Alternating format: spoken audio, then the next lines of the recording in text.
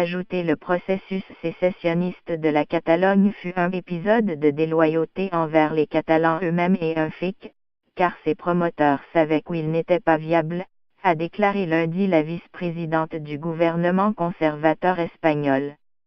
Le processus sécessionniste fut le pire épisode de déloyauté de l'histoire de notre démocratie, a déclaré devant une commission sénatoriale la numéro 2 du gouvernement Soraya Sanz de Santa Maria. Mais le pire manque de loyauté s'est exercé au détriment des Catalans qui peuvent se sentir légitimement indépendantistes, a-t-elle ajouté.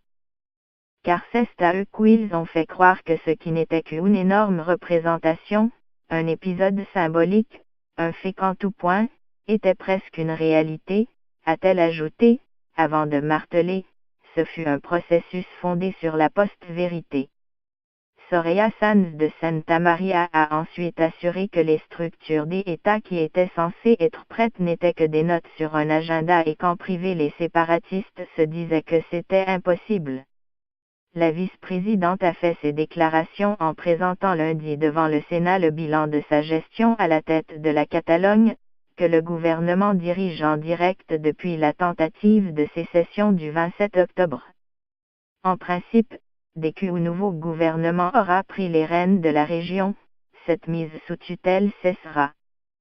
Ce discours intervient en pleine bataille électorale avant les élections régionales prévues jeudi, où les indépendantistes espèrent ne pas perdre leur majorité.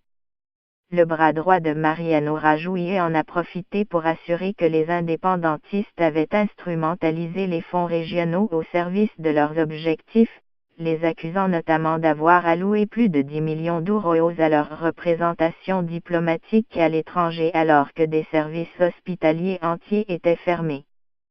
Elle a aussi assuré que l'exécutif catalan avait délaissé la gestion des affaires courantes en 2017, monopolisée par sa feuille de route indépendantiste, évoquant une diminution des décisions prises en matière d'éducation, de santé, ou encore en lien avec l'administration de la justice.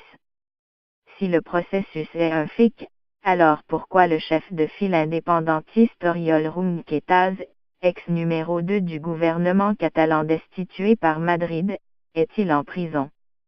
C'est pour sa part interrogé Marta Rovira, secrétaire générale de la gauche républicaine de Catalogne, ERC, selon la radio RAC premièrement.